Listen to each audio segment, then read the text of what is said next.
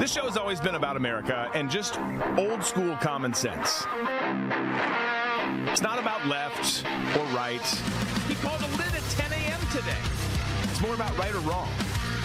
It's about cutting through the noise and finding the truth. It's uncomfortable talking about all of this stuff. Finding things we have in common, not what divides us. It's about we the people. We do news, we do sports, we do entertainment, and we have a damn good time in the process.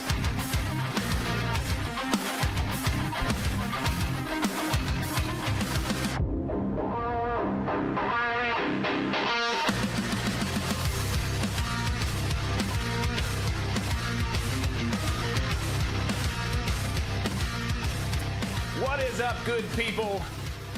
I'm Drew Berquist. This is my show. It is Wednesday. It's Hump Day, folks. Hump Day? Hump Day. Glad to be with you. Tom joining us remotely again today. Disco in studio. We just squeezed in a nice little cigar before the show. It was half cigar. It was a half-C. Yeah, we should have done it. Perfect, because we're halfway through the week. Yeah. Did half of a cigar. Yeah, we should have done a shorty. That's what we should Should have have done a shorty. Should have done a shorty. Tom, how are you, brother? I'm doing well. I can't believe today's already Wednesday. I thought it was Tuesday. My days are all out of sorts. Ever since RVM News started, it's been blending all together. We've had some construction stuff going in Studio B, so the morning, I'm sweaty right now. You maybe can't tell, but we've been over there building walls and doing all sorts of stuff. I still have spackle somewhere on me. Yeah, there's... Please tell me you're building the new set for our sitcom. Yes. Actually, it probably would work for that. Yeah. In somewhere, one capacity or another. So, yes, Tom, that is absolutely what we're doing. So we got a lot to get to today, as usual. By the way, tomorrow, Thursday, got some exciting stuff that we're going to tell you about. It's obviously going to be That's Meme-tastic as well, because it's the end of the week, and that's what we do around here. We do crazy memes. We laugh about it. We talk about it. But there's an exciting thing that you're going to want to get tomorrow. I'm just telling you right now, I can't tell you all the info today, but I'm really excited about it. No one else has this. No one else has access to this but us and our friends and partners here on both Drew Berquist and my platforms, RVM News, all of that stuff. So it's going to be great. Don't miss tomorrow's show. Don't miss Monday's show either. Just never miss a show. My message is pretty simple. Don't miss a show, or we're coming for you. But we're not really. We're not coming for you. But we have Biden, who again gave us some clips to look through that we need to talk about because he did some Joe kind of things. We have Russia, who's sending ships, as you've all probably heard about by now, to Cuba. That's not good. And it should be like Ratings Wednesday or Rankings Wednesday or something like that, because the back half of the show, we've got 3 stories stacked up in a row that are list-oriented, rankings-oriented. I'll tell you what we mean when it's that time, but we'll have a good time going through those stories, plus plenty of sports and entertainment ones as well. We're going to get into all of it right now, but real quick before we do, guys, there's something that's going to touch on this a little bit in the next couple days as well, what I'm about to tell you about. But make sure that you do go check out Genesis Gold Group. You can go to goldwithdrew.com. They are our precious metals partner, and they're our precious metals partner for a reason. They're a Christian company, faith-based company, conservative company who wants to take care of you, the listener, take care of you, fellow American, and protect your savings in retirement. And they're going to do it in a way that you won't find at the other precious metal companies out there. The other ones are bulldogs. They're badgers. They just scratch and claw, badger the absolute shit out of you and try and force you into a sale. Genesis Gold doesn't do that. They listen to your situation. They educate you, figure out what makes sense for you. They don't push stuff that makes sense for them. They push stuff that makes sense for you. So give them a call. Start by going to goldwithdrew.com. That's how you're going to get in touch. There's a basic form you can fill out. They will get in touch with you. You will be glad to talk to them because it's going to be a great conversation, I assure you. And it's not going to be a pressure-packed conversation. You just have the conversation, and then wherever it goes, it goes. But you'll know that it's a company that you want to do business with because they share your values. Again, it's goldwithdrew.com. You can also see it in the show notes, the description below. Just so you know, Ginger says, "Oh, tease it, Drew." Tease it. Yeah. Here we go. No, we're not doing that. Not doing that. Your hair looks amazing. Can we at least like reenact the Chips and Dale SNL skit? Yeah, with Swayze and Farley. Please. How have we not done that? I don't know. I don't know. Because none of us are built like Swayze. Yeah, no. We got 3 Farleys. We need a Swayze. Fair point. Fair point. Okay, so let's get into a quick sports story here. Actually, kind of a story and a half. Well, let's call it 2 stories. But tonight is Game 3 of the NBA Finals. Dallas obviously playing host to the Celtics, who are up 2-0 in the series. But there's a twist, right? First of all, Dallas has picked to win, partially because they're home, partially because you've got Kristaps Porzingis. Say that name 3 times in a row real fast. Porzingis. Stud center who's been coming off the bench since coming back from injury, crushing it, is questionable for the night. Before the show went on, I don't know what the latest is. We've got sports stuff up everywhere, but I don't know what the latest is. Was questionable, not likely to go because he's got this rare leg condition. I want you guys to all say this with me 3 times really fast, too. He's got a torn media retinaculum, which is allowing dislocation of the posterior tibius tendon in his left leg.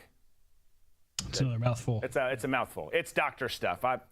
I can say it because I'm from a house of learned doctors. Still up in the air. Still up in the air. Still up in the air. Doesn't look good. There's some people saying he might not make it back for the series at all. Wait, here it is. As of an hour ago, he confirms that he will play. He's going to play. What a boss. Okay. There you have it. Wait, we broke news and we're about to... No, sorry. It's CBS News that this is as of an hour ago, but this is saying that this was June 5th, so this wasn't an hour ago. Son of a bitch, Disco. No, I clicked the link and said as of an hour ago he's going to play, but that's what he said on the 5th, was that he was going to play Game 1. But this isn't Game 1. We're in Game 3. Game 3. Yeah, so... It's not looking good. It's not looking good for Porzingis, which is good if you're Luka and Kyrie and the Mavericks, who need a win at home. So we'll see what happens with all of that, but that's something to just pay attention to. Should be a great game. I know some of you guys are into the NBA. That's fine. There's no judgment here. But the series has been interesting. The last game much closer, and Dallas, I mean, they can't afford it. No team has come back from a 3-0 deficit. So they need to, at this stage in the playoffs, so they need to get a win tonight. Speaking of basketball, real quick, obviously some big news today. Jerry West passed, legend in the game in all aspects. Sad day for the Lakers nation, for sure. And sad day for basketball and sports fans writ large. Yeah, I mean, you talk about somebody that's made a huge contribution to the NBA.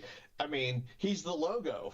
Right. Yeah. That's pretty amazing. And I don't know, did you watch the Lakers show? What was the name of it? That came out a couple of years ago. Showtime.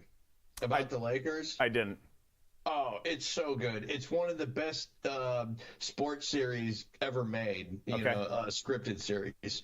But the actor that portrayed Jerry West, you don't realize how intense Jerry West was off the court in his personal life, and a lot of struggles that he had, like the death of his older brother in Korea, and being kind of a weakling when he was younger, and then just forcing himself into the athlete that he became, and later on into a front office executive. Right. But it's a really good movie. Of course, Jerry West, he's portrayed as being really intense in this series.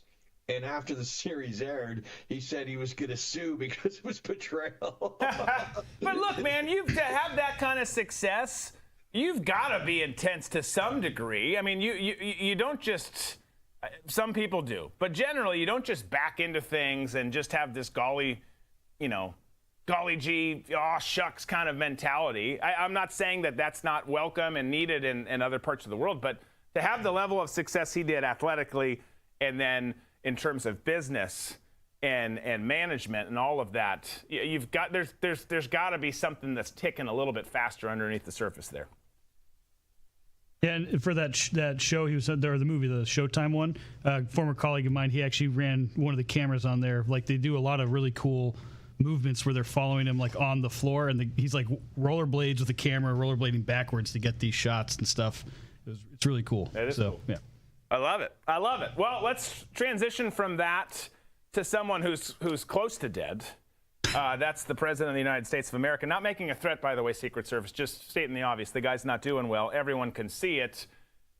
And he's at this conference talking about gun control, right? The whole Every Town for Gun Safety, Moms Demand Action crowd, which you can see on the backdrop in the clips that you're going to see here.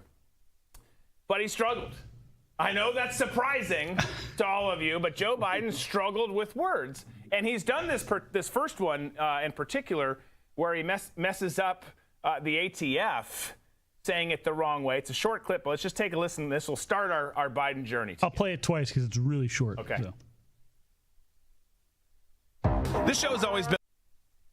You can't be pro law enforcement and say you are pro law enforcement and be pro abolishing the AFT.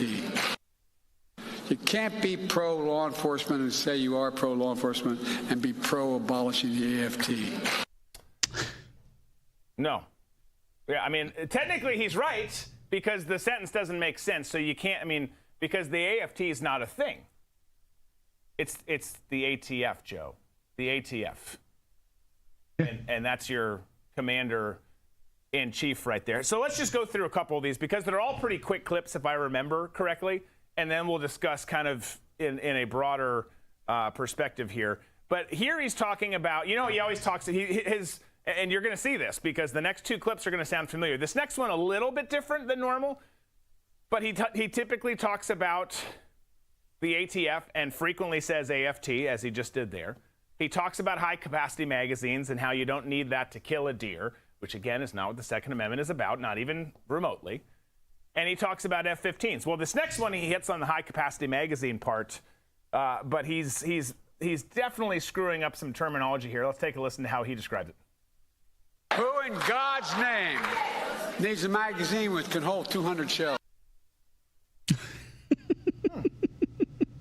200 shells. That's interesting. Do you have a belt-fed shotgun? I mean, I as he says that, like, I kind of salivate and get excited thinking, like, okay, like, how would this work? Is it a huge drum that's like this big? He must really like the was it the Expendables movies where they have like that one shotgun that I mean, can you imagine the weight of a 200 shell drum on your shotgun? I mean, Arnold Schwarzenegger in his prime wouldn't be able to lift that sumbitch. No. 200 shoot shells. it, the lighter it gets. Yeah. There you go. Got to get the first 100 rounds out, and then you can actually start making some progress on your target.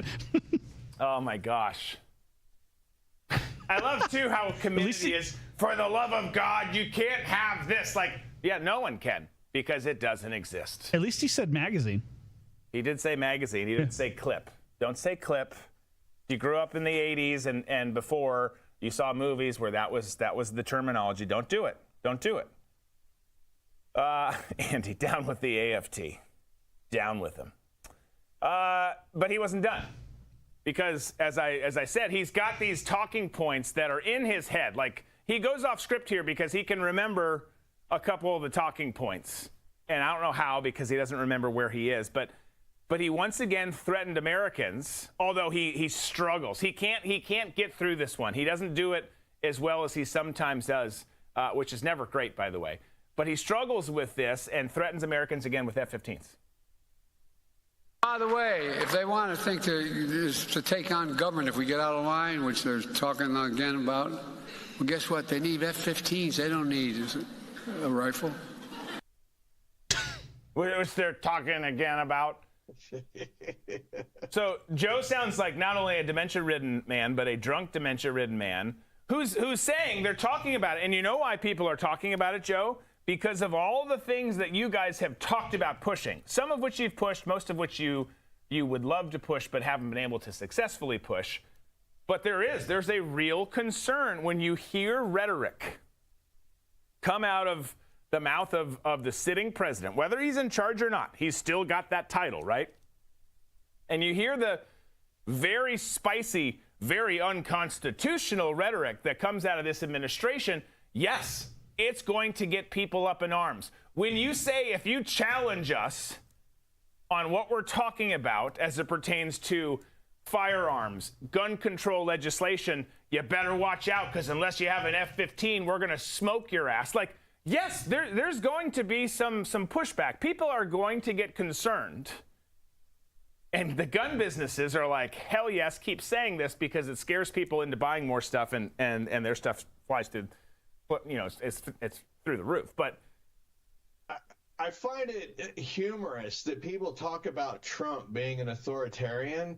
The ultimate authoritarian comment is, if you've got a gun, you better have F-15s because we will murder you. Right. The sitting president telling his citizens that he will murder them because the government has, superior firepower. It's amazing to me that he would even make that comment. And what frightens me the most about him saying something like that is half the population would not care. It would be all for carpet bombing of red states, as long as, the little blue enclaves got out of there, which kind of, it turns my stomach to think that that's an actual, possibility, where the blues are always like, no matter what the United States does, it's totally unjust. We need peace. But when it comes to committing atrocities against its own people, I could see them sitting that one out. yeah, I agree, man. The government and our people are the biggest threats. We're going to talk about Russia later, them getting more folks stationed down in Cuba, about World War III, about all that kind of stuff. There's some massive concerns. We talked about Al-Qaeda and them bringing in foreign fighters for training camps in Afghanistan again yesterday. There's lots of concerns, but none of them are as concerning as all the things that are happening right here at home. And you can say, if you're here for the first time, or you're some troll watching a clip of this, or you've actually tuned in for the show, welcome, by the way. Thanks for being here. You can say that this is just anti-Biden and it's pro-Trump, this, that, and the other. No, it's not. I don't care who's saying this. This is our country that's on the line. Our country means all of us. Some of you don't like the country, and that's a different conversation.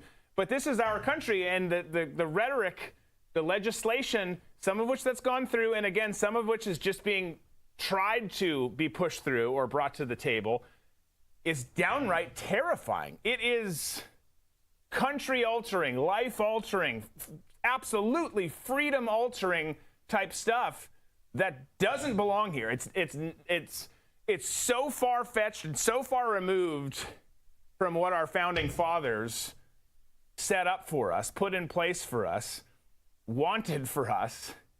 And I know that sounds ridiculous now in this day and age too, because we haven't actually done anything that they wanted in such a long time. People think that we did. People always are, and I feel like we do a good job of highlighting that here on the show, but people talk about how, especially because of Trump's Make America Great Again thing, which everyone should want to make America great again. It's not just a political slogan. It's a true statement.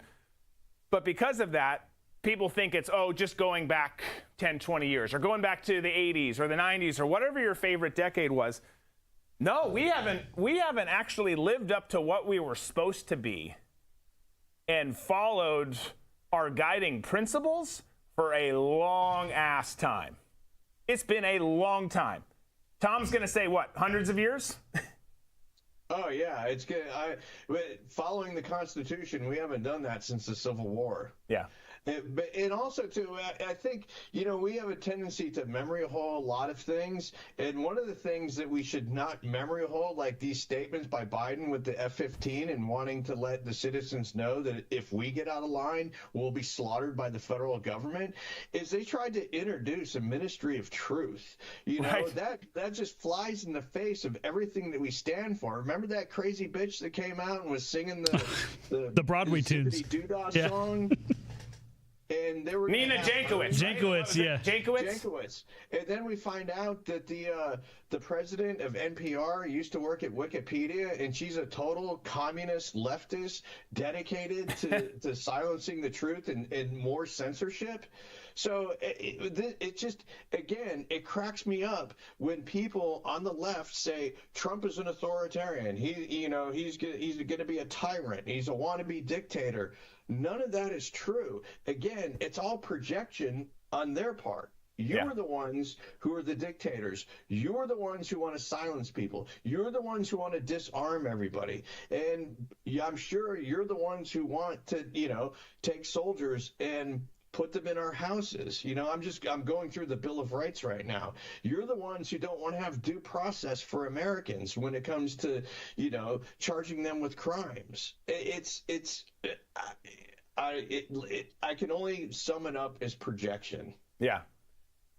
No, it is. Well, honestly, I'm so excited, and people are going to take this out of context and whatever. I don't care. You know that I love you and cannot care all at the same time. I'm so excited to be over the current conversation we're in, not because I don't want the issues surrounding the conversation to be fixed and adjusted, but I'm over the Trump versus Biden stuff, because what get lost in all of this is everyone always does, as we bring up so frequently. You say something anti-Biden and they say something back anti-Trump, and it's like, no, you're missing the point here. Do you love what you had growing up? Do you love your country? Do you love the parade you went to as a kid? Halloween as a kid? Your Christmas memories as a kid? Going to fucking Orange Julius and then seeing a movie at the movie theater in average quality films in terms of the production. The films back then were great, but did you enjoy all of that? Yes, you did. Do you love your family, your neighbors, your friends? For the most part. Some of you are just angry, miserable people. I get it. Not here in this audience, but it's not about Trump or Biden. It's about, what do you want your life to look like, your country to look like? How free do you want to be? And I'm excited to move past this stage. We're not going to. I get that. But I wish we could, because it's just the laziest conversation. It's the laziest argument ever to be like, well, yeah, but this, and then fill in the blank with the name. Stop it. It's the most counterproductive, unhelpful thing, and you're not actually addressing the issue. You're just vomiting out your emotions, which emotions don't help with these things. Well, it's not even their emotions. They're just vomiting out what they hear. Talking points, yeah. Talking points on the side of the news that they're okay, that they are saying this is the truth, here's what it is. Because you say, hey, gas prices are up. Like, well, Trump doesn't pay his taxes. Well, what about inflation? Groceries are so high. Well, Trump had an affair with all these women. Okay, cool. That's fantastic that you keep spitting this stuff out. But name me one politician who hasn't done something dirty like that on either side of the aisle. Not just the left and the right.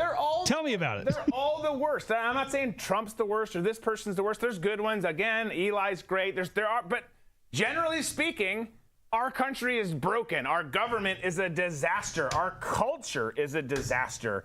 It's not just. Well, yeah, and for generations, we've lived under the assumption that the politicians are there for us. They're thinking about us in every decision that they make. But now with social media and everything that's coming out, and how that you can see everything that they do, all you got to do is look at the numbers. They don't lie. They don't care about us. They only care about their pockets, and that's it. Yeah. Tom, you're going to say something? Yeah, on the left, you have these shock troops that are always, the paid protesters that go in. You have the provocateurs that are assets of the intelligence community who, are causing mayhem and, helping to start riots and foment, all kinds of street crimes and riots and so forth. And those people that are on the hard left who participate in this somehow believe that if they can be a part of taking the system down and implementing full-fledged communism, that they'll somehow rise in the hierarchy of power that they see themselves as. But the fact of the matter is, when the switch does take over, the street animals and the shock troops are the first ones who are going to be, dispatched with by the ones who have taken control. So all these influencers, all these people that go out and, protest who are paid, thinking that they're on the side of the revolution that's going to take over and there's going to be a spot for them, they're sadly mistaken. They're the first to go. Are you saying like Antifa, Black Lives Matter, and Harry Sisson Jr., like they don't have a bright future? That's exactly what I'm saying. What a punk ass bitch that kid is. But they all buy into it. You can look back. You can look at the Bolshevik Revolution. You can look at the brown shirts of Nazi Germany. You can look at with the Red Guard in China. You could Pol Pot.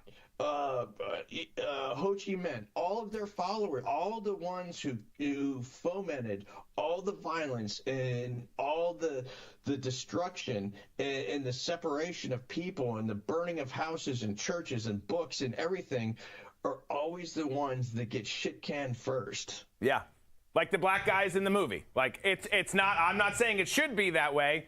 That's what history says, and then in cinematography, or in film, it's. They made a movie about it. They did. They literally have made a movie about it. They all can't die first. That was the slogan. Which is so great. So great. God, it's so good. I just love that they leaned into it. Guys, let's just lean into it. Yeah. Done. As you should. Yeah. So look, stereotypes and what? That's not a tradition, whatever you call that. Those things are funny. There's a reason we all laugh at them. Let's continue to have fun with it. We need some laughter. And the fact that they're okay making fun of themselves. Yeah. Done. Awesome. It's like in the 1980s, whenever there's like a pool scene, the actor, they set up the wide shot, establishing shot, and the actors, coming into the scene. In the 1980s, they did this all the time. And I know you guys are big 80s film fans. Just think about what I'm about to say. You always see somebody on the diving board that nails the perfect dive each time. And you see, like Richard Gere, like walking past somebody on the diving board, it just nails a dive with absolutely no splash, and everybody sitting around the pool doesn't react as if they just witnessed the perfect dive. or in every 80s film too, with the pool scene, the beautiful woman comes out slow motion, climbing out of the pool, that whole thing, and they're dazed and confused. Which and should continue today. Dreamweaver. If you want the films and also TV shows, you'll notice it, like on Love Boat, everything. And there's a pool scene, there's someone just nailing a dive. When you say that, I get that song stuck in my head. Boat. I'm going to do everything I can to just not derail the show right now. Well, and it's there's shows too that are more recent that play into that. Like I know it's been not canceled, but it's been over for a long time. But Scrubs, every time they had some beautiful woman on there, it was always the rock and roll music, and they're like doing some modeling down the hallway, and the fans blowing in their hair. Like they just we're gonna do that every time we have a beautiful. Get Sarah Chalk on the show. Yeah. Let's find her representation. She may not agree with anything we talk about, but she was a cutie. Good for her. Good for her. I don't know if she is now, but she was then. Let's move on to another female who's made a lot of waves. We've talked about a lot. Probably like top 5 most trending humans on the planet right now. Yeah. And it's funny because with AI and with all this stuff now, and not even just AI, but technology in general, you can see and research better more than ever before what's working, what's trending, what people are searching for, yada yada, on the video platforms, YouTube, you name it, wherever it is. Doesn't matter if YouTube hates you like they hate me, but you can see what should work. And what's crazy is you could talk Biden, you could talk Trump, you could put all those things in there, and they will trend pretty high on the graph. You put in Caitlin Clark's name, the thing just pins to the right, right away. Everyone is talking about Caitlin Clark, and I love this. So we've got 2 clips back to back. One is not Caitlin Clark. First one is. But she's playing basketball with a youngster here. Typical youngster ball. You got white and red on the seams there. And they're playing outdoors. And I love that our girl, number 22 of the Indiana Fever, starting guard. I'm surprised you know her number and everything. Don't judge me. I love what she does here. She stuffs the shit out of this kid.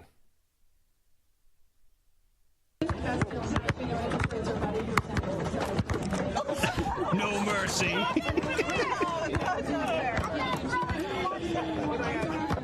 Hey, I love it. Get that disappointment in the kid early on. Yeah, there it is. Yeah, you didn't get a ribbon, kid.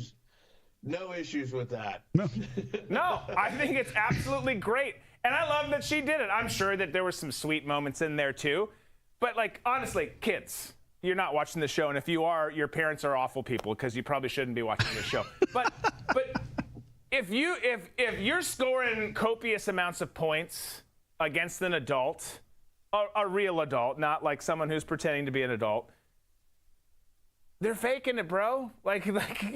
You're not there yet. Well, I understand instilling the confidence then, hey, take a shot, make it, all that stuff, but they have to know you are going to get stuffed one day, and you need to know how it feels. Well, and you're going to lose this game. Yeah. If you beat Daddy in basketball, like, don't. I mean, either way, you're going to get ice cream afterwards. Right, because I won. Yeah, exactly. Yeah, right. No, I think it's great. Having some perspective, having all that happen is good. But we're not done. We're not done with kids getting destroyed by pro athletes, because Drake Maye, who's the rookie quarterback for the New England Patriots out of University of North Carolina, competing with Jacoby Brissett there for the starting job. The Patriots have, like, during OTAs and mini camp each year, I guess there's a tradition where they play a dodgeball game. They have some other festivities for their kids or for the fans and whatnot, but kids being among the fans. And they're having this dodgeball game, and you'll see Drake Maye coming from left to right on your screen. And I think either he doesn't remember who he's playing or he doesn't care, but Joker just goes after it with this throw.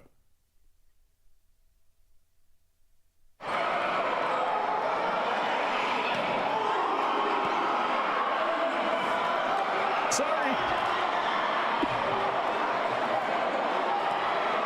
Did he forget that he has a cannon for an arm? He does. I love it. Everyone's like, oh! You got like a Martin Lawrence response to Drake Maye just pegging the crap out of the kid with the ball there. I hope. He probably went up afterwards, gave him a hug. I'm sure he did. He got autographs and maybe some swag, and it was all in good fun. But I mean, he did straight up drill him. I mean, if he got hit in the face, the kid's not talking right for the next week or so. Right. But yeah. No, for sure. Andy, hey kids, go F yourselves. Anyways, I loved it. I thought it was fun. I thought it would be a nice little break after talking about Joe Biden and the disaster that he is for this country. But let's do this. Let's stay with sports for a moment. I'm going to stay here for this, but let's stay with sports for a moment and talk about the College World Series just briefly, because we're all set. The final 8 teams are set. We can slap the graphic up here. We kind of touched on it before, how folks got in here, but you got North Carolina and Virginia, Tennessee, Florida State, Kentucky, North Carolina State, Texas A&M, and Florida all in the College World Series. And so it's a double elimination. You got 2 brackets, and then the top 2 teams meet in the finals, play best of 3, and duke it out for the World Series championship. But we got some of these teams are looking just outstanding. I mean, Tennessee's hot. Florida State curb stomped the piss out of their opponent to get here. North Carolina playing well. Florida, you can see is unranked, but always a great program. North Carolina State. I mean, can we just talk about North Carolina State for a second, Tom? This might hurt your soul. It does hurt my soul, but go ahead. But North Carolina State, I think I brought this up last week. Maybe I didn't. North Carolina State finished in the top 25 in football, where they're not always, every once in a while, but they finished pretty strong in football. Men's and women's basketball teams made the Final Four, and now you've got their men's baseball team in the College World Series. It's been a hell of a year for North Carolina State. The Wolfpack are having a great year in the athletics department there. They've had a good run. Now, a quick question, just because I'm not sure how this World Series is. Is it a central location for each game, or they're all in Omaha? They're all okay. Once you're to this point, once you get past the super regionals, which we just got past, all this is in Omaha. Okay, I just didn't know if there's gonna be like any home field advantage or anything, but no, it's all one place. All Omaha, baby. By the way, did you see that the Tennessee? I forget his name. Did you see the Tennessee coach? His press conference the other day, Tom? I did not. It was outstanding. It's like a 6-minute rant And first of all, the dude is a tall drink of water. Like, I would take him on a date in a heartbeat. And I am a heterosexual, happily married to my wife kind of guy. But he's sitting there talking. I'm just like, do tell. Just keep going. But it was really good. All jokes aside, it was a really good press conference. Go check it out.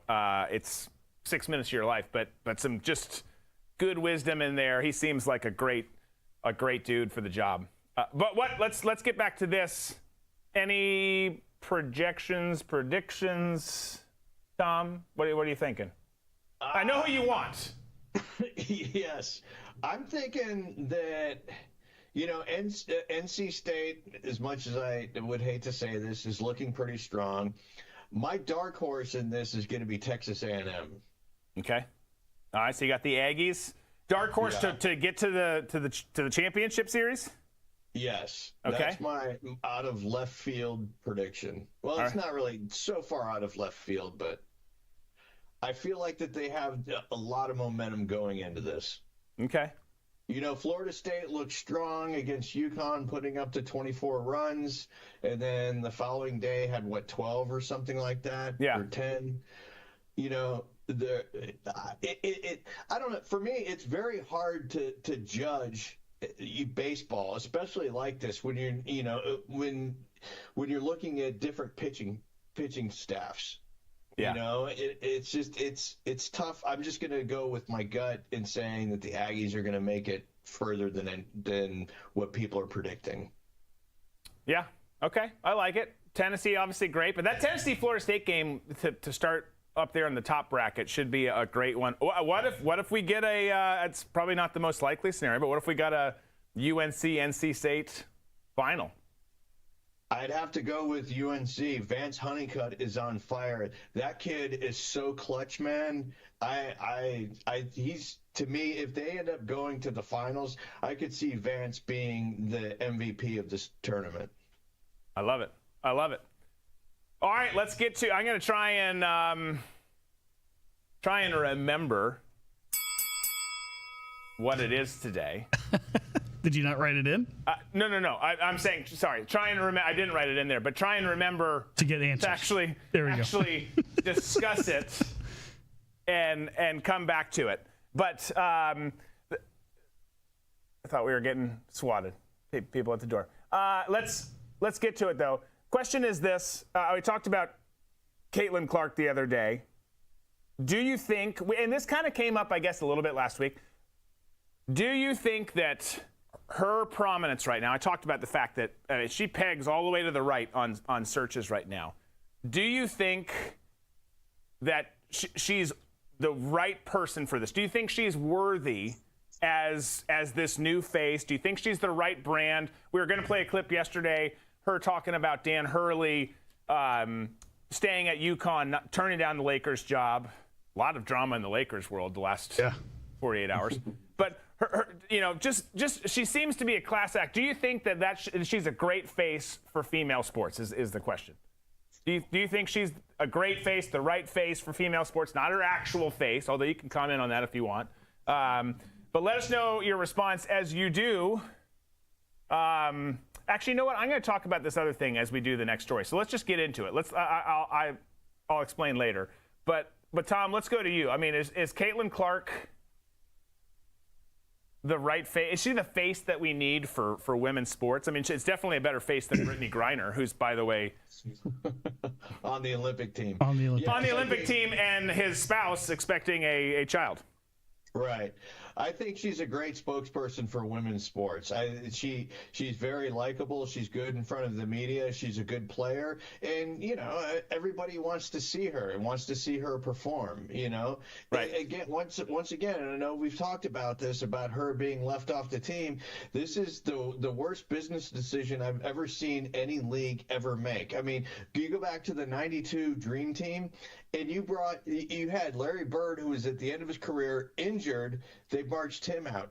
You had Magic Johnson, who had AIDS. You put him on their HIV. You put him on the team because he was a draw.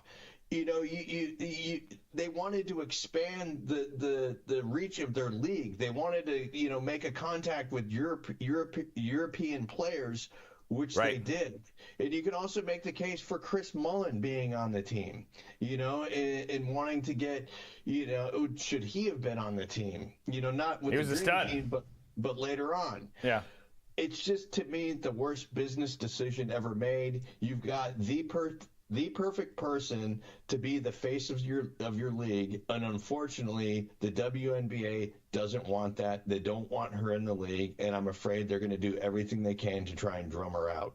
Well, and here's the deal. I mean, we've talked about this before. If that does happen, and she were to, I don't even want to use the word, but the word I'm going to use is cave and move on. It wouldn't be a cave because she's going to get paid more to go elsewhere, either the Big Three or this new 3-on-3 league that's coming up. But she wins. I mean, she wins and they lose because they do this with their ratings and their attention. They go right back to obscurity where no one knows another player's name, a team's name, or cares anything about them.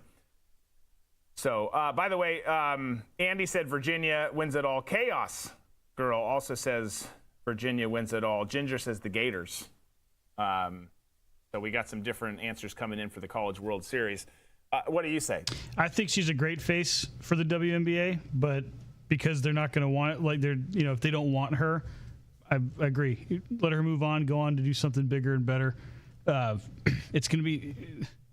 She's professional. She's kind. She is a hell of a ball player. I mean, she can shoot the ball from anywhere and make it. It's phenomenal. You know that the Fever love her.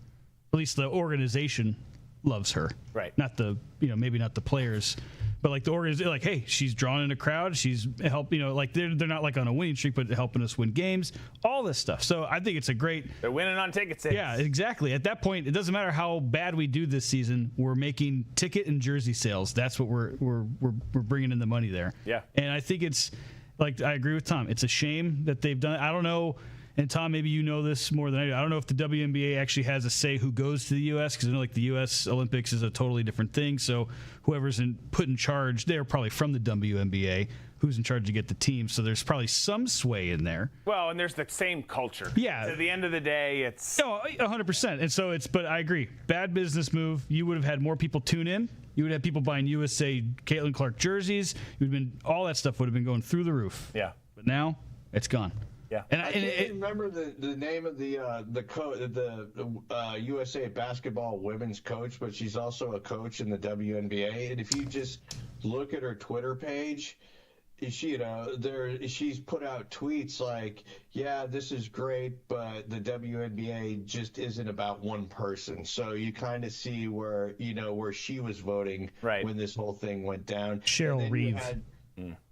Then you had Dawn Staley, who was in South Carolina, who is also on the selection team, and you know that she doesn't care for Caitlin Clark. So no, well, she's just a radical leftist. I don't care if you're a Democrat. She's radical. I would say, based on the things that she's said over her tenure there. But I also see too, like if she would have been there could have been a lot of inter-team drama and problems and issues and stuff that would have played well for the camera, would have been great stories, but still there could have been a lot of button heads there that wouldn't have been good. But I mean, I guess here's another question. Do you think if they were to come back now and say, you know what, we do want you for the team, does she take it or does she not? Does she say, no, I'm good? Or does she say, oh, I'll be there? She would, because she's a class act, but I don't think that's not going to happen. I don't think it's going to happen, It's set. I think that for the question, I think she is the right face. She's the only face that's frankly been that's maybe a stretch. Not the only. She's the only one as of late that's been worthy of being the face of women's sports. There's others that are Olivia Dunn is a smoke show gymnast and now influencer and wag, as she's calling herself. But in terms of like out there doing it each and every day, taking it to the next level, she's definitely the person. People say she must be everyone that's woke hates her, says Barb. Yeah. She's a baller. Yes, she's brought the WNBA along on her ride. She'd be the best person for this, but being straight and white, ... says Andy. Yeah, that hurts her. That hurts her for sure. Andy's absolutely correct. If Caitlin Clark genuflects at the altar of the Alphabet Mafia, all of her sins for being a cisgender Christian female will be absolved, but she hasn't. And they can't have that in their league. No. It's not simpatico. Yeah. Let's move on to something a little bit more, and I'm being facetious, way more serious than the WNBA and the Olympic drama and everything surrounding Caitlin Clark, because we should probably talk about this. Been meaning to actually touch on it all week. But after, you remember last week, we showed Biden and his disastrous appearance in Normandy on D-Day. And we had talked about it, and then we showed a clip of him confirming it with, I think it was ABC, doesn't matter, one of the mainstream media outlets, that U.S. weapons have now been approved for use inside of Russia. Not a smart move, right, if you don't want World War III, if you don't want to escalate things further. But on the heels of that, we've got U.S. military vessels tracking Russian military vessels off the coast of Florida, just like right out here, right out there, on their way to Cuba. And the only way you can describe this is, look, there is some strategic value to it for sure for them, but it's a flex. And they've been talking about doing more with Cuba for a while now. And then on the heels of us continuing to target them and kill their people, they're like, all right.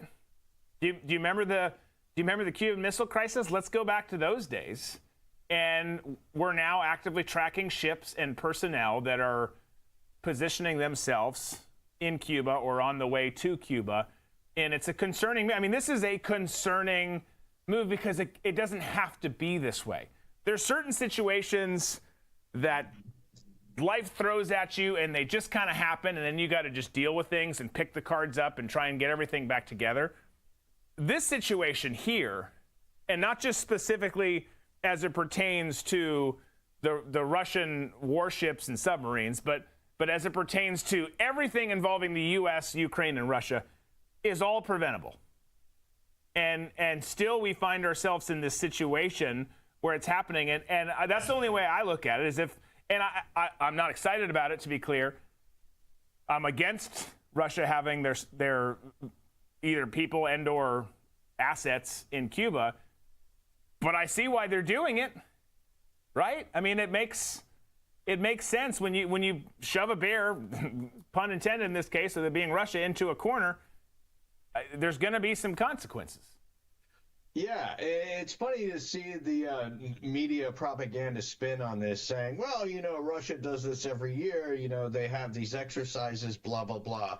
But the thing that's different is I guarantee you that Russia is in negotiations right now with Cuba to put missiles there, just as they did during the Cuban Missile Crisis. But also, let's look at South America. Let's look at how the United States could be hemmed in by Russia. Because what I see right now is Russia making their own NATO plans to the U.S. If I'm Russia, I'm going to go to Venezuela and say, hey, you know what? We need your help. We're going to put some missiles, we're going to aim them at the U.S., and whatever sanctions that they, decide to throw against you, we'll alleviate that. And you know what? Do you want to join BRICS? That may be an opportunity for you. And, I could see that with other, South American countries, maybe Colombia, maybe Suriname, or, Guyana. Who knows what they decide to do to hem in the United States. Or I don't know about Mexico, the new president. I still can't really get a read on her. I think she's more of a, WEF type person who wants to see the collapse of Russia.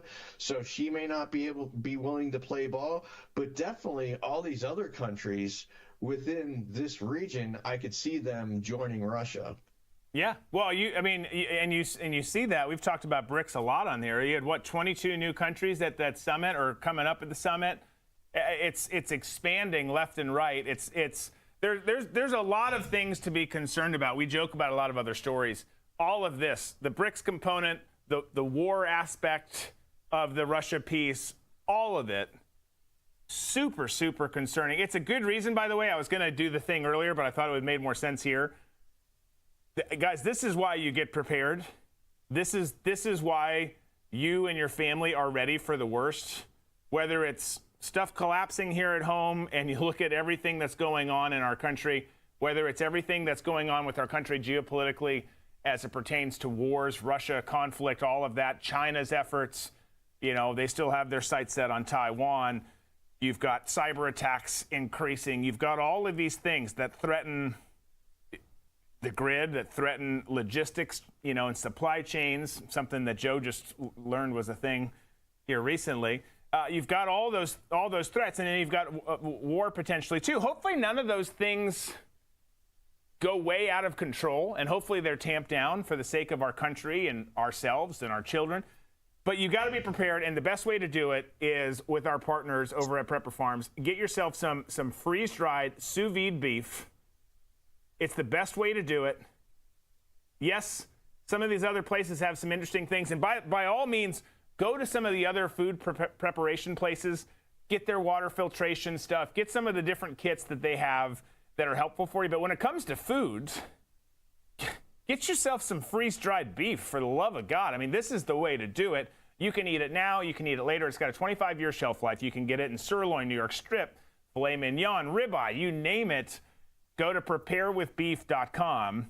So God forbid any of these things spiral out of control, you have yourself some food. You've got everything that you need. Hopefully you've got all the other things taken care of as well. And you and your family are set. Again, it's preparewithbeef.com. If you use promo code RVM, you can get 25% off your order. That's big savings. Big savings. Can we get into the rankings now? I've got lots of rankings that we need to speed through. I guess we can. This is my show. Yeah, I was gonna say this is your show. You don't have to ask for permission. Well, I'm a kind person to the people I like. No, Drew, we can't. Okay. So this is local, but not great for the three of us. Tom is not here today, but not great for the three of us. Although maybe it kind of is, and we can get into the nuance of that conversation. But Forbes magazine put out some rankings for summer vacation spots. Okay? Oh, like best places to go. Yeah, except for this one was worst places to go. Okay. Worst cities in America for summer vacation. And as it turns out, Jacksonville, where we are located, our studio, I don't live exactly in Jackson. None of us actually live in Jacksonville proper. Yeah. But Jacksonville, the broader area that we are in, was ranked as the worst place to go. Least favorable destination is their terminology for summer vacation. It assessed 50, this is how Forbes did it. They assessed 50 of the most populated cities in the country, and then they did it based on 16 metrics. I'm just going to read them. Crime rate, median hotel price during summer travel season, seasonal temperatures, the transit score, how public transportation is there, number of restaurants, and a bunch of other things, right? And it turns out that all of the scores were pretty poor in Jacksonville for that. It got the lowest score of 100 out of 100. Wow. So, I mean, if you're gonna do something, do it right. Like if you're gonna fail, just straight up fail. But it scored the lowest in walkability, which is true. It's the biggest city in the country, the continental U.S. Land-wise. So this is not a walking city. I mean, you could walk for days and not get to the other end. Lowest in walkability, though. Third lowest in access to transportation, public transportation. Second highest percentage of having an issue with your flight, delays, cancellations, whatever, at Jacksonville International Airport over the summer. I love our airport, by the way. Yeah, I don't think it's necessarily the airport. It's like the weather. It just, that happens. Sixth fewest parking lots and garages. Eighth highest crime rate of those top 50 they looked at, with 63.99 crimes per 1,000 residents. And eighth for the fewest restaurants with 4 or more stars on TripAdvisor, tallying 728 such establishments. So Jacksonville got its ass straight up kicked on that. Yeah. I'm okay with it, though, and here's why. Don't come here. I don't want people coming here. My small little beach town, David's small town, although David's little town is blossoming, but not for tourists. Tom's, we're all in our little pockets. I'm okay with it just being our pockets. Yeah, but I would even say what's great about where I'm at, when you drive past it, you could miss it. Because because it's just trees, but you got to go past all of it, and then you see it. It's fantastic. I agree with that. I agree with that assessment of Jacksonville, because if you look at Jacksonville proper, Jacksonville is on the water, but it's on the St. Johns River and a couple other ones, right? It's known as River City. So, of course, you're not going to have beach access there. But if you go to the beaches that are within Duval County with Atlantic Beach, Neptune Beach, Jacksonville Beach, Ponte Vedra Beach, they're all good beaches. Yeah. So it's kind of deceiving. But yeah, if you're staying in downtown Jacksonville, I could see how that's going to be a drag for you if you're going on vacation, because there isn't much there. No, there's just not. Like, Jacksonville has come a long way. So my family moved here in 90. But it's come a long way, but it's still not like this amazing city. By the way, the top city to go to, which it was Minneapolis for that, because although some of the politics are out of whack in Minneapolis right now, obviously, the Twin Cities are amazing, and there's tons of restaurants. Everything is easy to get to, and I think that's why they probably got it. But Mogadishu is fantastic in the summer. but Jacksonville's not that. Like you're saying, Atlantic Beach, Neptune Beach, Jack's Beach, Ponte Vedra Beach, amazing. St. Augustine has a lot to offer. Not a walking city per se. Well, parts of it are. I just thought it was interesting. I was like, wow, straight up just dominated, worst score. I just feel like it's an interesting why they chose Jacksonville. Yeah. Well, because they did the top 50 most populated. Oh, okay. I was going to say, because they could have picked any, like Jacksonville Beach. There's other cities that they could have. No, it was just like big cities. Gotcha. Okay. Which no one goes to anyway. So you're not like, hey, let's go to the other top 5 were Colorado Springs, which there's at least some draw being in Colorado, but specifically Colorado Springs, Fresno, Memphis. I mean, there's good barbecue, but you're going to get killed.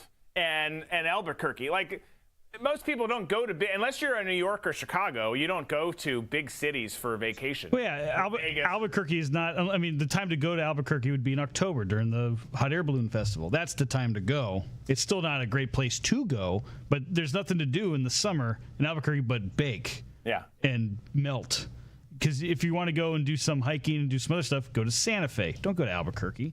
But there's a bigger population there. So. Bigger but if you're going to Los Angeles and you're staying in downtown Los Angeles, you're going to hate it. It's going to be terrible because all the beaches are in Venice, Santa Monica, Manhattan Beach. Right. But if you're in downtown LA, it's unless you're going to some sort of event at the crypto center or whatever it is, it's not the place to be. Right.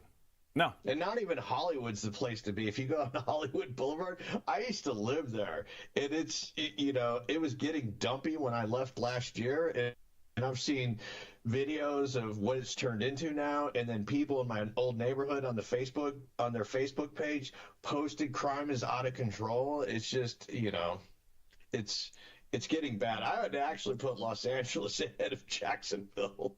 You would think so. Jacksonville's not good for, again, walking. We're not like the restaurant capital of the world, getting better, but you would think that there's plenty of places below it, but apparently not according to this. Well, it's the way they scored it. Yeah. That's all it is. I mean, public transportation is a huge factor. Yeah. Even Orlando has horrible public transportation. It's just the cities are not built great, because there's too many lakes and stuff to navigate around, so there's no grid. There's no easy way to access things. Right. That's like a not fair way to grade it, but that's how they decided to grade it. That's how they did it. Well, let's stay with who takes public transportation unless you're like in Europe, or if you're in New York. Well, you really don't want to use public transportation in New York or Chicago. It's like that whole thing of public transportation is such one of these sort of douchey kind of leftist sort of talking points. What's the public transpo like? Because we want to make sure that we're, our carbon footprint is small. When most people either have on vacation, either have a rental car or they're going to Uber somewhere. Right. Yeah. Or you stay in the center point of a resort and you don't leave it, or whatever the case might be. No, I agree. That. I don't even think about public transportation when I go somewhere. I mean, literally, the only place is New York if you're doing a cab. The metro now the subway is a disaster. By the way, do y'all see the size of that rat? Yes. Holy cow! It in like New York.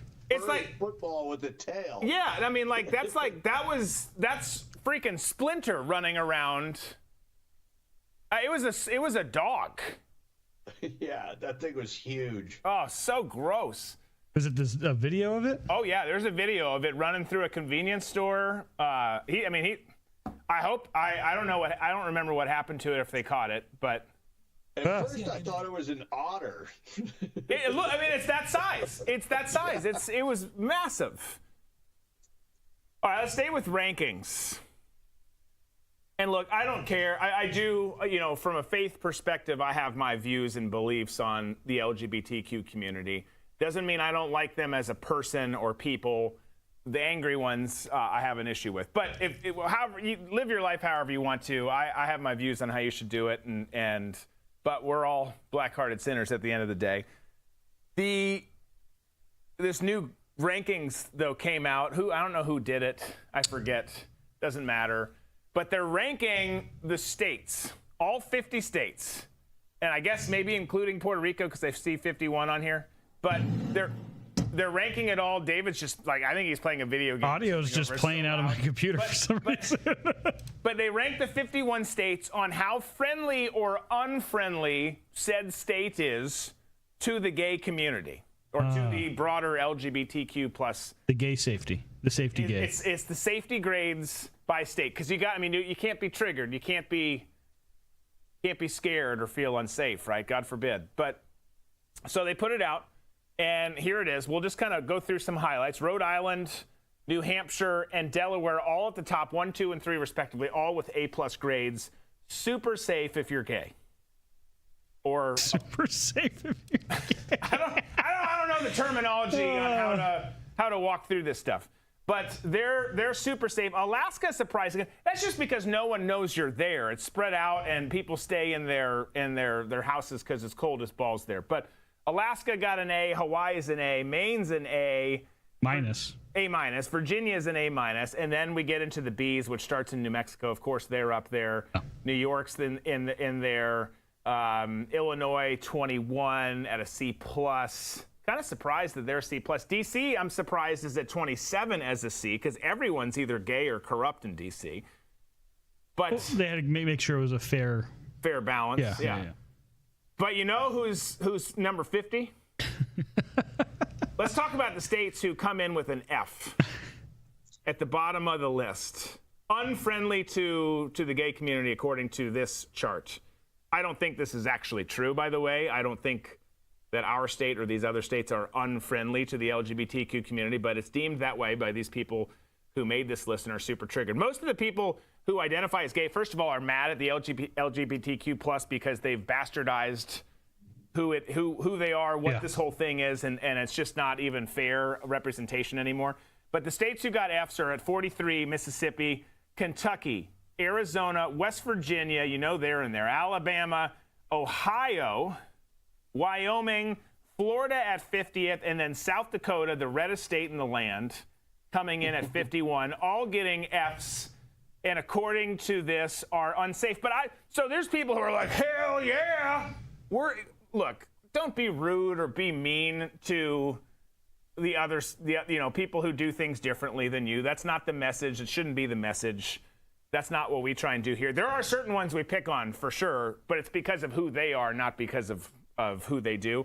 That's just how it goes. I'm just surprised Florida's there with the F because, you got to remember that the Pulse club, the nightclub shooting that happened downtown Orlando. Like, they at least give them a D, because there's a big. They did kill the gays. No, what I'm saying, but there's a huge, Miami, Orlando. What are you saying, Tom? That was a terror attack. Right. That had nothing to do. It was a target-rich environment. Had nothing to do with them being gay. If you're yelling "Allahu Akbar" and killing killing people, good catch. Just lean into it. If you're killing people yelling "Allahu Akbar," it doesn't matter if they're straight or gay. No. Your point is your point, and I think that shooting in particular gets lumped in with violence against the LGBTQ community. Yeah. And it really shouldn't. It was a terrorist attack. No, I literally had a friend there who's gay who sacrificed himself to save two girls that were there. They've come out and said we're like he sort of like it's going to be okay, and he took the bullets in his back and died, and they lived. Like, amazing person to do that. He didn't run away. He said, no, I'm going to protect you. Awesome. Good. But I was just saying, like, the community in Orlando and like you're saying, and in Miami, you think they'd be a higher for Florida would be higher for than an F. We've got Disney here. Disney makes the gays. I mean, that's... Yeah, you could just wear a red shirt at Disney and people are going to think you're gay. Yeah. Florida's always been a gay-friendly state. The only reason why it ranks so low is because of DeSantis and, and everything that's been going on now. Yeah, don't say gay bill, yeah. We've got Fantasy Fest in Key West. I mean, just walk anywhere in Miami Beach, for crying out loud. Right. And then on up into Los Olas and Fort Lauderdale, Orlando, Tampa.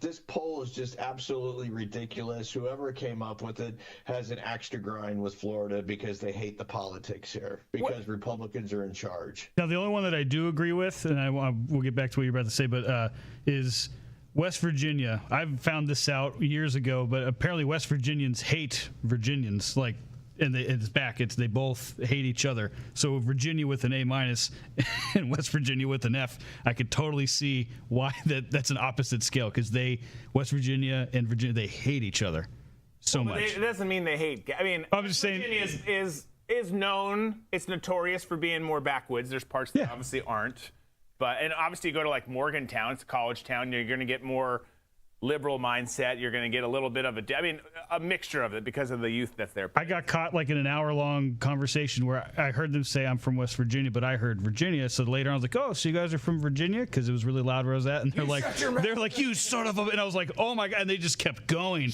and going and going. I was like, I am so... I did not... It's loud in here. All I heard was Virginia. I didn't hear the west part. And they were like, get out of here. Like, okay, I'm sorry. But like it's a feud. I mean, honestly, I don't think anyone in this entire country should be below a C. Yeah. I think everyone is pretty. And again, I'm not necessarily all for it. I'm not suggesting I'm good with it because it's not my preferred lifestyle. But I also am not going to be like, get your ass out of here because you do it that way. Like, I'd much rather you show up at church and be a part of the community and where things go, they go. But like I just don't see any. I mean, it's like you said, Tom. Not just with Florida, but with a lot of these states. This is just an axe to grind iteration or drill where they're just feeling good about putting some gay colors on a graph and then slamming states that they feel uncomfortable with. And most of them probably haven't even been there. They're just going off of things, headlines they've heard. In the case of the Don't Say Gay bill, literally a lie, not even true what they're talking about. Well, I can't remember what city or state that they were in. Remember the video we showed where like the guy's like, I'm walking down this street and I feel uncomfortable, not safe here. And he shows that like every house has an American flag up. And he's like, because they have the American flag, I feel not safe here. He's like, you're welcome. You're in a free country where you can be whatever you want to be. Yeah. Yeah, Tom, do you think any state is worthy of being below a C? No, no, not since, with the Stonewall Rebellion in 1979 in Manhattan or Greenwich Village. This whole thing that there's somehow that gay people are being picked on in the United States are not being disproportionately picked on than anybody else in the United States. But this whole victimology that that is projected, that you always have to be, if you're part of an aggrieved class, then your victim status goes up, and it's just you got to maintain somehow to this victim status, and this is all this is. I mean, the whole gay rights movement was to be able to get married, to adopt kids, and now that's been achieved. So they have to these not-for-profits or for-profit rights organizations have to keep expanding somehow. So they have to continually force these narratives, or else they go out of business. That's all. That's why we see polls like this. Yeah. No, I agree. Well, let's move from. I guess there is a segue for this, but let's move from gay-friendly states and the rankings there, which again is just all absurd, to healthcare. Because I literally, like 3 stories in a row, just doing some, what do I want to talk about today? Stumbled into ranking stories in a row. And this next one has to do with healthcare. We know that, like, academically, the United States is coming down compared to our peers in other countries across the globe, and in a number of studies, whether you're talking math or science or whatever, or just even in general. And we know that our healthcare has become more and more problematic over the years. Well, this is a poll. It's not the definitive rankings or poll, but this new one came out and was shared, and we'll put it up on the screen here. But you will see we are nowhere near the top. 1, 2, 3, 4, 5, 6, 7, 8, 9, 10, 11, 12, 13, 14, 15, 16, 17, 18, 19, 20. I think we're 21st, 22nd, something like that. This goes counting. He's 21. Okay, so we're 21st. 21st, Saudi Arabia comes in on top. 72% of their people, the percentage and the figure that you see there is the populace's trust and confidence, satisfaction, if you will, in the healthcare industry in their particular country. Saudi Arabia tops the list. 72% of people there are happy With their healthcare, yeah. Okay. Yeah. Now there's women there who are like, it sucks that I can't wear this blouse, but their healthcare good. Singapore 60%, then it drops into the 50s. Belgium, the United Kingdom, China tops there, rounds out the top 5. India 51%, which kind of makes sense. As much as you see the more tattered parts of the country, a lot of doctors are Indian. Australia 49%, France 47%, the Netherlands 46%, Canada 46%. How is Canada there? Malaysia 44%, Spain 43%, Philippines 40%, Germany 39%, South Korea 38%, Japan 35%, Hong Kong 34%, Sweden 34%, Turkey 32%, Italy 31%, and there we are at 21, with 30% of people being satisfied or pleased with their health care. Mexico's the next one down. It's a pretty steep drop from the U.S. to Mexico, going all the way to 16. And then you've got, Romania, not doing good there in Romania. Not in Romania. But who did they ask about in Canada? Because all I ever hear with Canadians is that they hate their health programs and well, stuff. but it depends, because it's, to them, free. It's not really. Look at your tax bill, honey. But I see this, and I wouldn't have thought we were that low, but I would have thought that we would not have been top 5 anymore, and that makes sense to me. But man, you see where we're going. You see the costs. You see the weights. I just mentioned it last week as it pertained to a personal issue. Like you see all of those things, and then you see what we've gone through the last several years, and the trust factor and all of that, and it doesn't surprise me at all. In fact, I'm kind of surprised now that as you think about it and you look at the graph or the list there, that we're as high as we are. Right. I agree. And also, I think it's the power of propaganda. You hear on the left all the time that how much better socialized medicine is. Right. So we've had, 20, 30 years of that being, the main talking point for the media, propping up socialized medicine and talking down, the system that we have in place. And then pile on the fact, as you were saying, that, the healthcare establishment in the United States has been lying to us for the last 4 years and has this refusal to come clean about what happened during COVID. And, let's also not forget that we had hospitals that came out and said that they weren't going to treat patients that weren't vaccinated. So that kind of BS, is just to me, unfathomable that they would come out with that they would make a statement like that. These hospitals. So, to your point, I'm kind of surprised that it's at 30%. Yeah. No, I think it's probably going to go lower because, first of all, our general morale in the country is just in the tank. It's not just Biden's approval ratings, which are awful, and we discussed yesterday. It's general morale. It's academic it's everything. I mean, there's nothing is going well, unless you're talking about inflation and prices. Nothing is going up. The things that you want down are all going up, but nothing that you get what I'm trying to say. It's not good, and really, to your point, Tom, the medical field has really hurt their credibility, and that's a problem because there is good there. Obviously, we all know.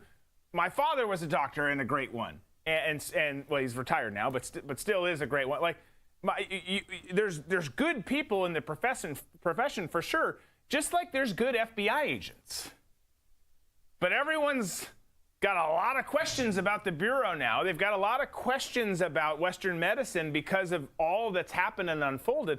And to be clear, if you're playing softball in an adult league and you blow your ACL out or throw your back out because you're not the teenage version of yourself that you think you are, you should go to a medical professional and get help. If you've got a serious condition or you're in a serious accident, there's a place for it. But then there's other things that come up where it's like, well, I don't know if I trust them on this. I don't know if their intentions are best on this. And sometimes they are, but sometimes they aren't. And therein lies the problem is there's a trust issue that's been entered into the equation. And we all know once you lose trust, it's damn near impossible to get it back.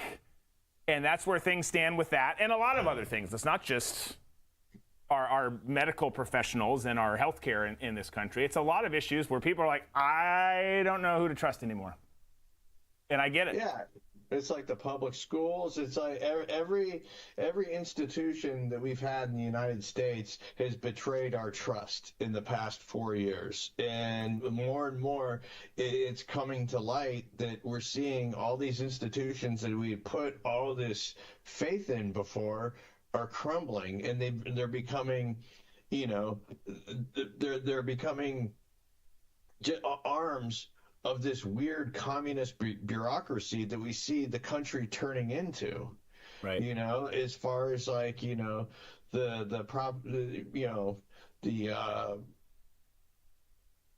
the issues with, I guess I'm trying to find another word other than grooming with school teachers, and and not telling parents that that your child is trans. This whole trans movement in schools, that we see. I don't know. I hope that it's not as prevalent as we think it is, just based on what we see on social media. But who knows? But that's another institution that's been compromised. And during all of these institutions that we see have all been infiltrated by hardline communists who are just so far to the left that they just want to reimagine and reconstruct the United States in this, Marxist utopia. Yeah. And that's where we find ourselves. Yeah. No, it is. It is. Speaking of, just to wrap up the show, speaking of Marxists and this particular administration, you had today, as the show was going on, the House voted to advance holding Biden Attorney General Merrick Garland in contempt. They're going to vote again, I think later today. I think it was happening later this evening. It could be happening now for all we know, but yeah. That'll be interesting. We'll talk about that tomorrow. Don't get your hopes up, folks. Another strongly worded letter. Yeah. We'll get you this time. He-Man! I had sent you that link, but I was going through the truth, like the comments, and people were like, why are we voting on this again? Like, it's not going to go anywhere. It's just, okay, cool. Thank you for showing that you care, but it's not going to get passed. Like pretending that you care, knowing that it's going to go nowhere. Yeah. It's like whenever the UN comes out with a binding resolution, we mean business this time. Then as soon as they have the press conference with the binding resolution, they're heading back to their hotels and having having sex with, trafficked women and doing cocaine and drinking champagne and pretending that rules don't apply to them. Yeah. Well, because in a lot of cases they don't. All right, well, folks, we got to run. It's been fun. It's been another great show, another great hour and nearly a half with you fine people. Thanks for being here. Please hit that like button if you haven't. If you're here for your first time, we welcome you. We're so glad that you came. Whichever platform you're on, please make sure you're subscribed there. If it's YouTube, for example, click that bell icon so you get notified when we go live. They probably won't do it because it's YouTube, but do all those steps. Again, make sure you hit like on today's episode, share it, and we will look forward to seeing you tomorrow. Remember, we got some exciting news that we're going to share tomorrow. We also have loads of memes. We're still catching up on memes. Yeah, I still got a bunch of them. I mean, there's so many. So we're going to have a good time. We hope you have a great night. We'll see you tomorrow, 3 p.m. Eastern. Be safe, be smart, be free.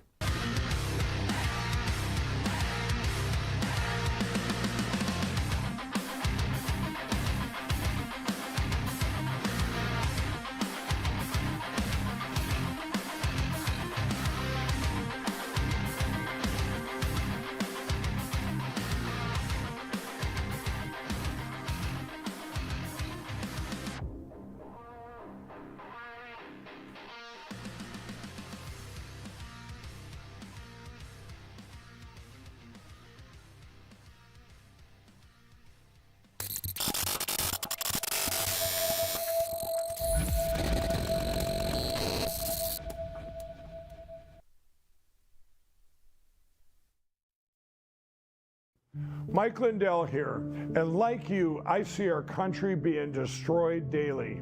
We face massive economic issues, and I can tell you from firsthand experience, there are people in power who threaten the values that have made our country great. Well, I've been a believer in gold and silver for a long time, and I've searched for years for a partner that shares my values. Well, Genesis Gold Group showed me how easy it is to protect your IRA, 401k, or your retirement with gold and silver. Their faith-driven approach to service and stewardship is one that stands out from the rest. To get your free definitive gold guide and get started learning more about investing in gold and protecting your retirement from uncertain times, visit treasureandtrust.com now. Fill out the basic contact form and a member of the team will be in touch. Again, that's treasureandtrust.com or call 855-625-7760.